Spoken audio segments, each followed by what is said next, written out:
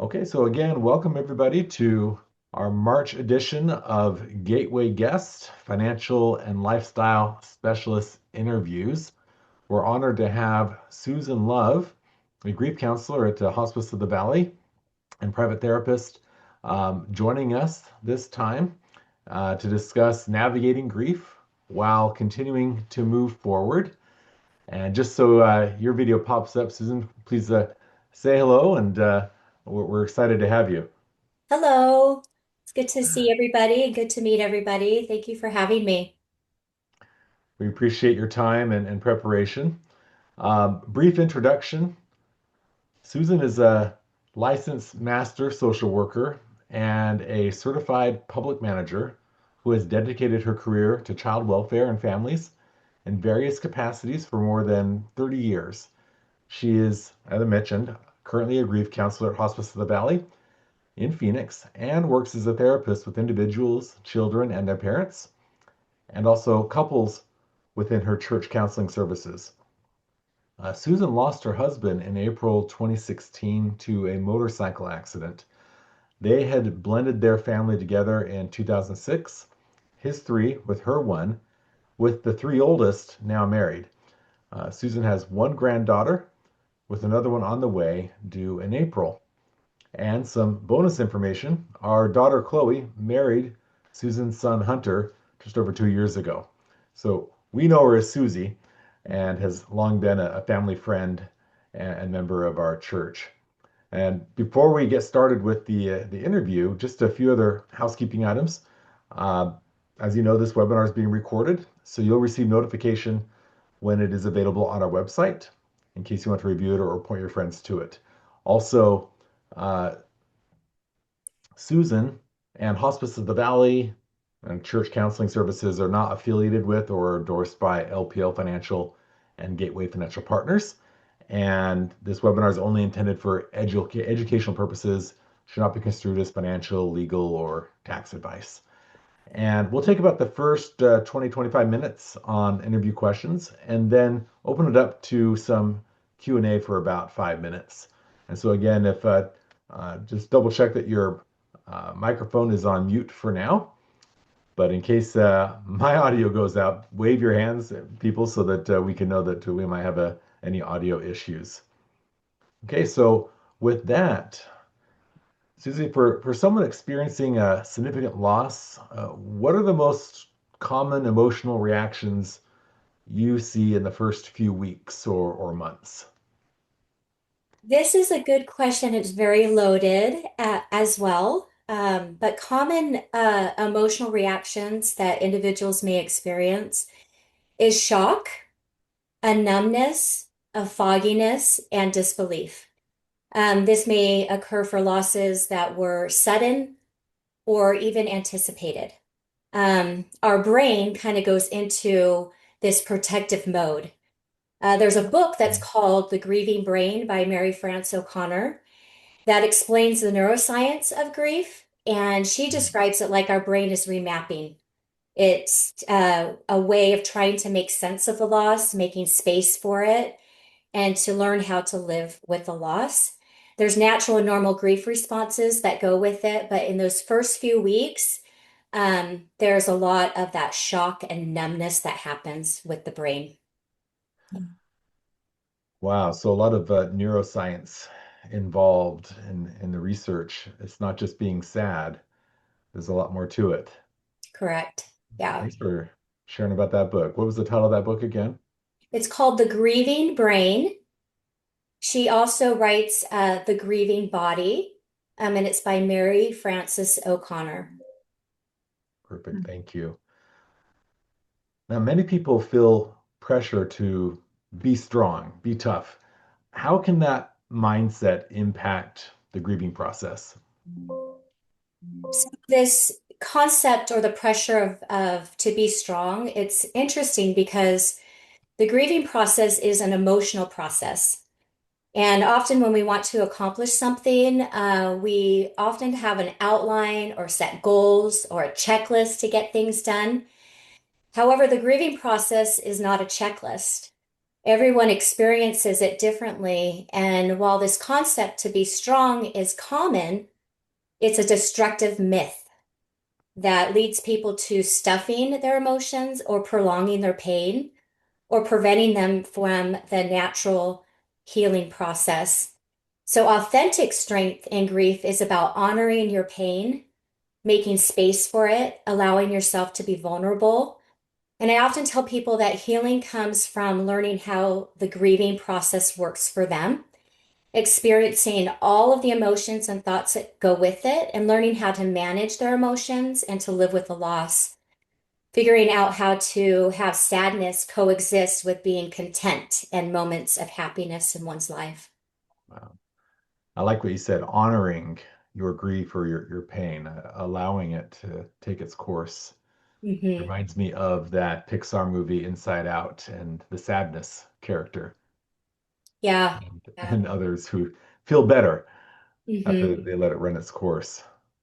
Right. Thank you. So, from your experience, how does grief tend to affect decision making, especially around finances or major life choices? This one is interesting because as I explained, kind of our brain that's remapping, um, the part of the brain that it impacts the most is the decision-making part of the brain. And it impairs it for a period of time. And so oftentimes we call it a grief brain or a fog brain or grief fog. And it's a state of kind of reduced concentration, might experience memory loss. Sometimes people might think, oh my goodness, I'm losing my mind. And that's not what's happening. It's the fogness or the memory. It's kind of in an emotional overload. And it's leading oftentimes to kind of an avoidance, maybe, or a paralysis that happens in our decision making, or sometimes we aren't able to, or sometimes it creates kind of an impulsive, high stakes decisions driven by emotion rather than logic. And it's frequently results in like poor financial management, such as rash spending or neglecting bills or premature or excuse me, irreversible, there you go, Mhm. life changes.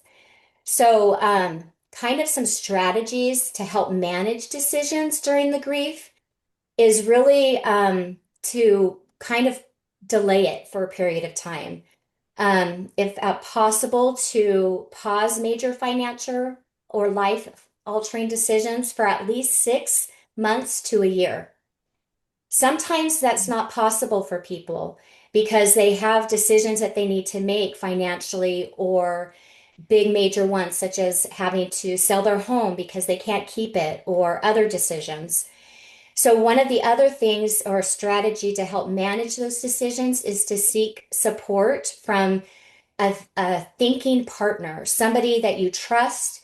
It could be an objective friend or a family member, or even a professional, such as a financial advisor that you trust, and to help you process the options and to avoid the emotional rash choices that our brain isn't capable at that particular time to make. And also to simplify, to focus on the immediate, the essential needs, and postpone kind of the non-urgent tasks to avoid the overwhelming capacity that one may be experiencing. Because, like I mentioned, that decision-making part of the brain is just impaired for a period of time as it's in that protective mode or remapping mode. Wow, that is fascinating. And we receive extra training working with seniors as financial advisors and to watch for signs of inadequate judgment or decision making. To compound that with grief, it can be that much more difficult. And so appreciate you mentioning that that it's important for family and professionals to be extra sensitive and aware um, Hmm. and to allow time for that grieving process, to not rush it. Yeah. So along those lines, what would you say are just a few signs that someone is trying to make big decisions too quickly after a loss? So sometimes kind of looking for like impulsive behaviors or kind of being reckless, making quick choices that are uncharacteristics without really considering the long-term consequences. Um, Kind of having an urgency to get rid of things that sometimes they kind of are in this desperate mode of disposing of things, clothing, belongings. Sometimes it's helpful for individuals to do that, but sometimes it's not because oftentimes they will look back and regret maybe um, going through things too or getting rid of things too quickly. And so that might be something where they're making decisions that are a little bit more rash rather than kind of using their emotional part of the brain rather than the logical part. An all or nothing thinking, shifting between extreme or irrational choices, either acting too impulsively or becoming too paralyzed, unable to make decisions, kind of also all busyness kind of or kind of getting out and being too busy, so overscheduling, taking on massive projects, working extensively to avoid sitting with uncomfortable emotions or those lonely moments. um, it's a good to be busy, but sometimes it could be too overly or to the Yeah. extreme. And then also just like I've mentioned before, kind of the extreme financial changes or rash decisions that are being made, kind of having this desperation for a new normal, trying to fix it or come to a new normal rather than allowing the process to kind of take its course. And also ignoring advice and warning signs. So, dismissing concerns from friends or family. Sometimes people might turn to um, some different vices or alcohol or other forms of numbing that could also be a warning sign as well, and to be aware of that. Thank you. Is there such a thing as right timeline for grief, or does it truly look different for everyone? There is no such right timeline. Grief is not linear. Everyone grieves differently. As it's what I've heard one say, it's as fine as one's fingerprint. So my experience with grief will look different than your experience. And it's based on many different factors, the type of relationship, the type of loss, um, the just so many different things, and it's an emotional process. And so research shows that the first 6 to 12 months are emotions that are acute. Oftentimes it takes about 2 to 3 months to kind of get out of that initial shock, and then that's when a lot of the reality of the emotions start to sit in.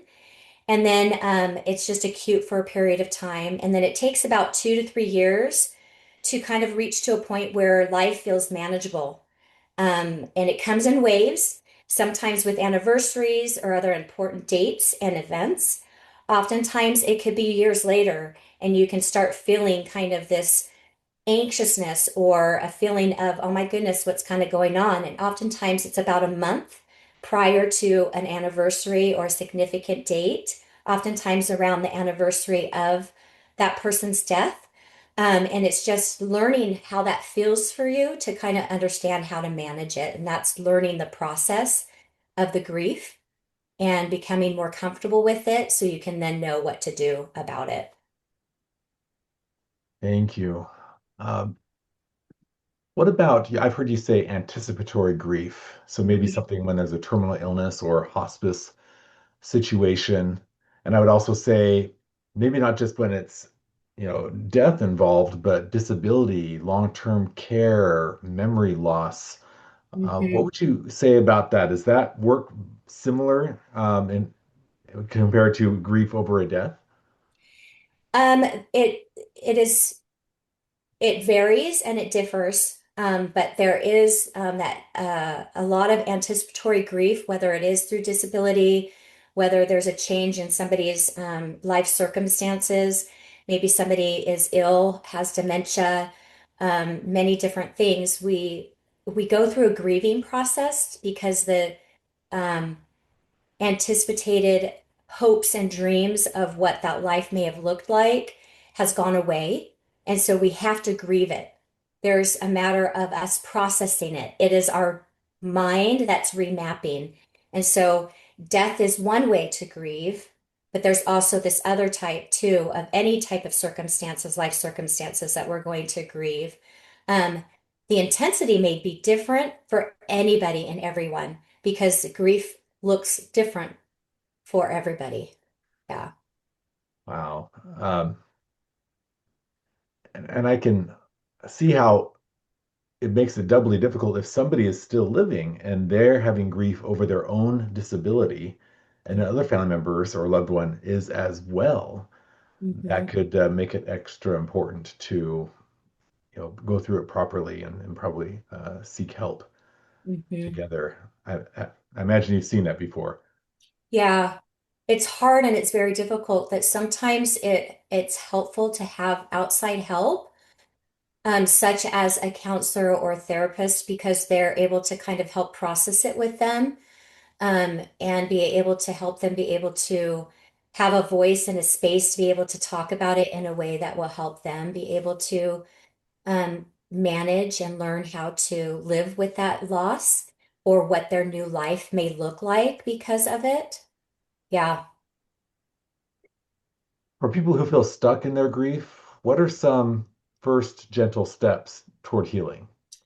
So it's very common to feel stuck, and it's through small and simple steps and things where healing comes. So, such things as practicing self-compassion, which means to allow yourself to have the emotions without judgment.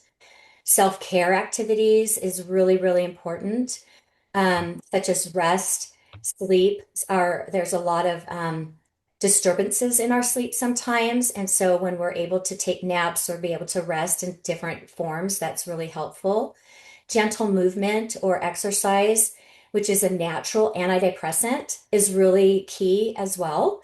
And so just slight movement sometimes, and sometimes we're not able to, but getting up, doing housework, dancing a little bit, or parking a little bit further away from the entry to a store. Those are slight, gentle movements that help us to kind of get moving and forward.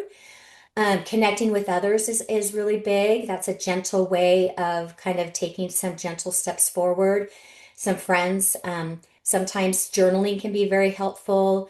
Maybe doing some art.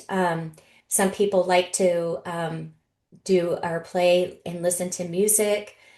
Some individuals like to kind of start journaling in a way of a blog form, or sometimes some people kind of will paint out their grief in different forms, whether it is picture form or watercolors or pottery, things like that could be really helpful as well.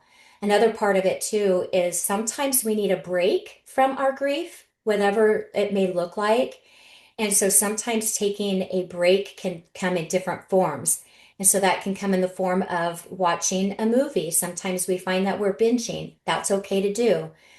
Puzzle books, puzzles can be very helpful because it's a different part of the brain that we're using. Going out with friends or going golfing or doing something that we might enjoy, those are things that could be very helpful for us to take a step back, and it gives us a break, and it helps us to be able to learn how to manage and live with the loss when we take those different experiences in small, gentle steps.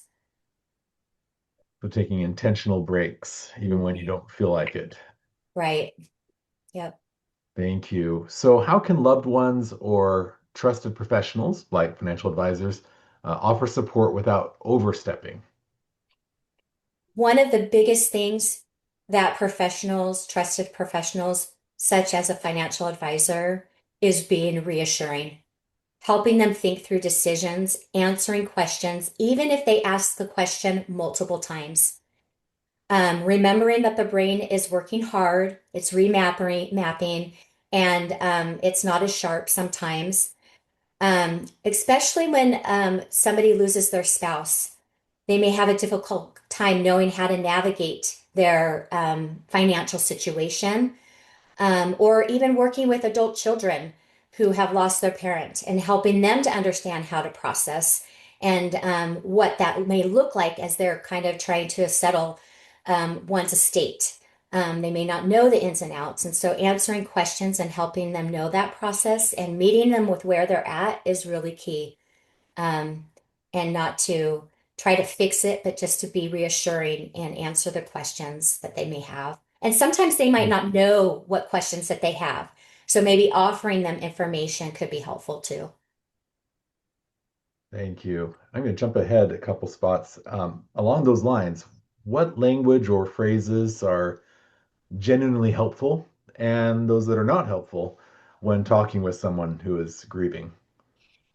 Really, something that's very helpful is acknowledging the loss directly and using their name. So I was so sorry to hear about so and so and their passing.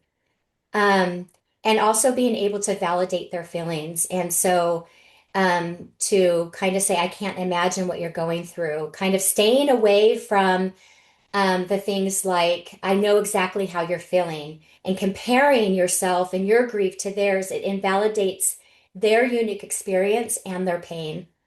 And then offering specific help is really helpful. So things such as, I'd like to bring over dinner on Tuesday, or I would like to come over and be able to help with the yard, or I would like to maybe come and sit with you for an afternoon and just kind of maybe just be there for while you do X, Y, and Z, or help clean rather than just saying, hey, let me know what it is that I can do to help you.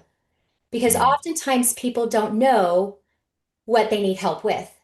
yeah. Um, and another thing too is just being present, being silent, having a hug, holding them, comforting them.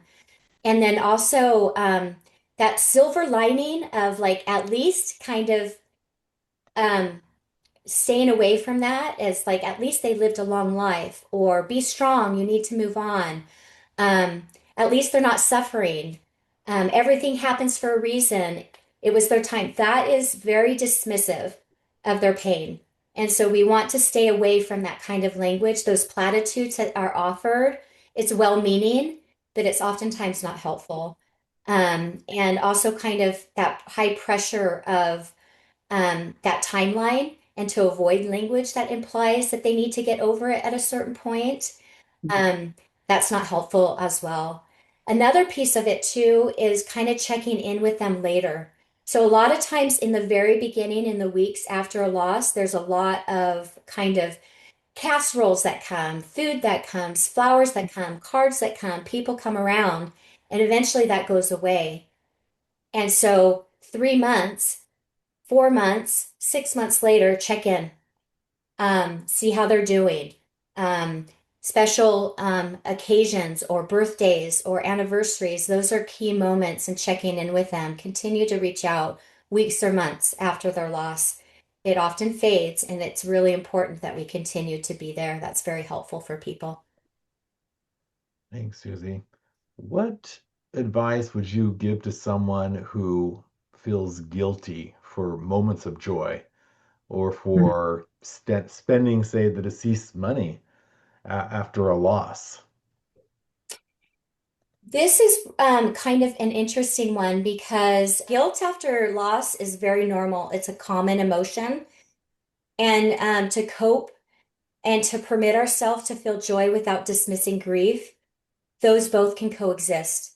So experiencing joy does not diminish one's love that they have for the person who's passed. So having some self-talk and reminding ourselves that they left you the funds to help you, to take care of you, and to reframing the purpose around it and creating memories, honoring them, or in memory of them, I'm going to go do this, or I'm going to spend it this way, or I'm going to invest it this way. That's okay to do, and it's very valid. That money was left there for a reason.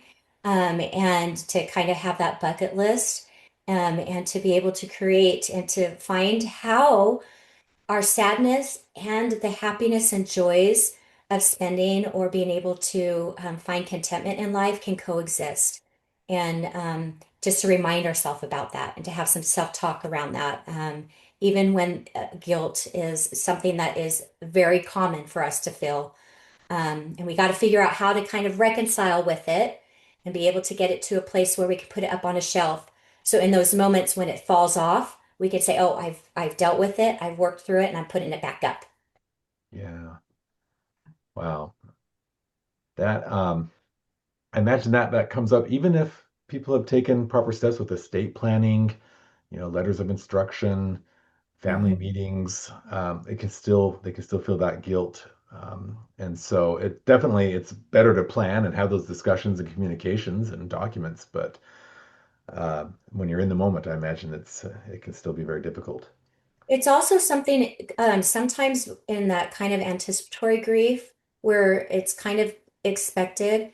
There are individuals that are willing to kind of be open about that conversation with their individual, whether it's a family member or friend, and they are able to kind of have those conversations. Other individuals that who might be passing away may not be willing or able to talk about it because of their own feelings, or the person who is still here. They may have not been in a form of denial per se and didn't want to have those conversations. You know what I mean? But sometimes when it's sudden, it's really, really hard because we think, oh my goodness, I'm left with this financial or means of money. And now what do I do with it? And it's hard to kind of justify it. And so sometimes we have to kind of have that person help us to use that reasonable, logical side of our mind to kind of be okay with working through when those moments of, oh, I feel guilty. But it's okay. It's okay because our person who's passed away, they created or had those monies available, whether it's an inheritance or through life insurance or whatever other, forms of investments that are there to help not only, you know, if they were still here to be able to provide for themselves, but then also to provide for you. Wow, this is so good. So we only have time for a few more brief questions, but I do want to ask, what can parents do to help children, especially young children, process grief in age-appropriate and healthy ways? So it's really learning how children grieve based on their age. So there's a lot of information that's out there. They grieve differently based on their developmental age. And so, a lot of times, like with toddlers and they are preschoolers, they need simple, concrete explanations and reassurance of their own safety. School age children, they may ask detailed questions and benefit from creative and tangible activities to express feelings. Teens, they may prefer talking with peers or journaling and need to feel free that their grief is respected. And so, understanding that, talking about memories, meeting the child with where they're at, kind of creating moments to allow them to talk if they choose to, but not forcing them or to expect them to grieve the way that we as adults grieve. Even young adults in their young 20s grieve differently than us as older adults.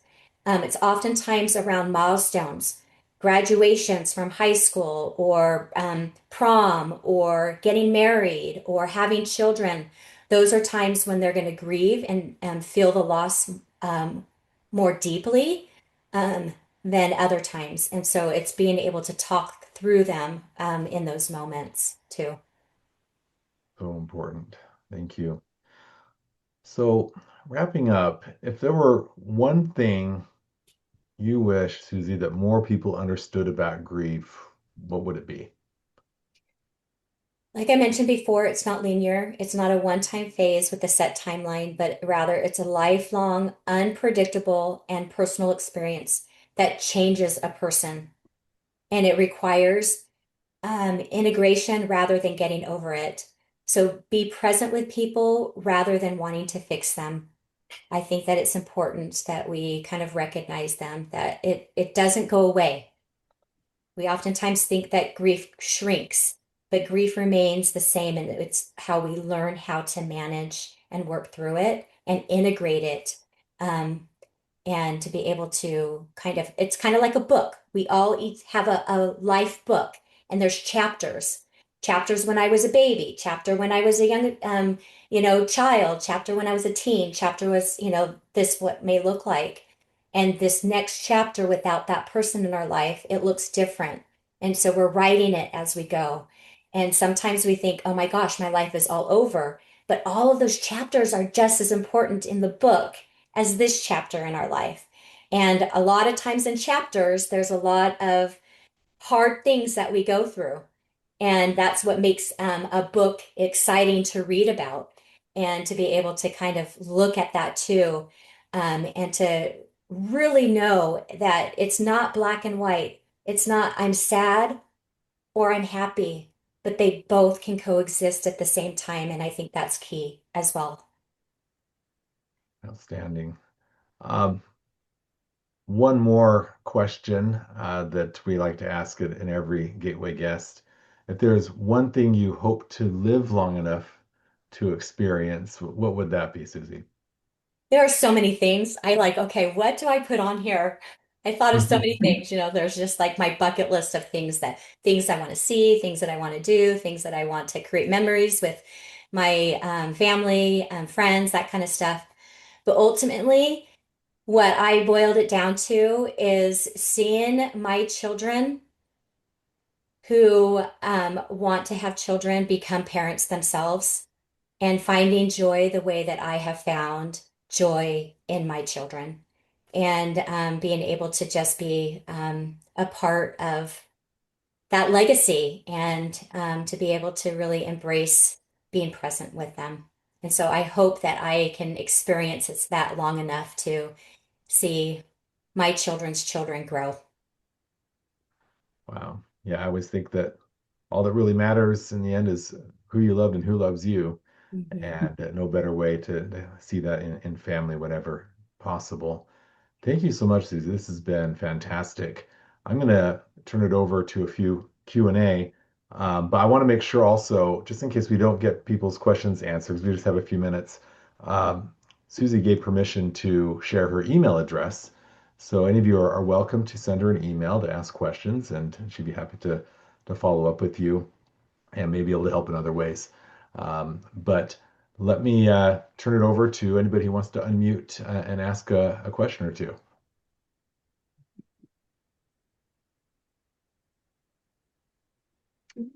It was so thorough. Susie, I threw you some curveballs. We didn't exactly rehearse this together, but she prepared so well, but handled it like a champ. Hey, Tim, we're good. That was fantastic. We appreciate it very much. Yeah. A pleasure. Um, I think this is something that isn't discussed enough, especially in the financial planning realm and estate planning realm. I think we take it for granted that it's just a process, but it stays with you through life and how it can strengthen you. It, like Susie said, it doesn't ever go away, and that's part of loving, right? And living. You can't have love without grief, and but it, I think, is what makes life worth living, and it can add color and depth. And so having people like Susie and other professionals, I think, is invaluable to us. So I highly encourage everybody to seek that out, hope that kind of help out, even in advance. Seek emotional and social well-being, and have a plan and discuss things with your loved ones, and things tend to go a lot more smoothly.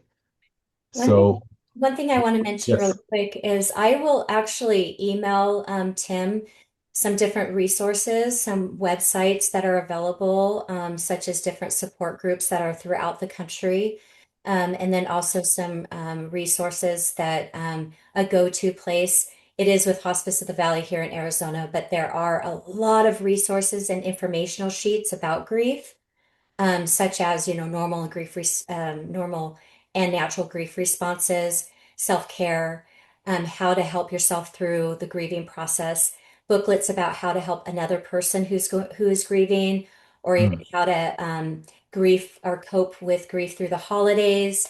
There's also information about how to help children be able to work through grief as well. And so I will provide that information and the links to where you can go to find some information um, around. That'd be wonderful. Everybody should be getting a survey email soon, and you can ask there or just send me a direct email, and I'll be happy to share those resources with you. And we might even be able to post some on our website. Okay, so I think we'll call it an afternoon. Thank you so much, Susie, and everybody for attending.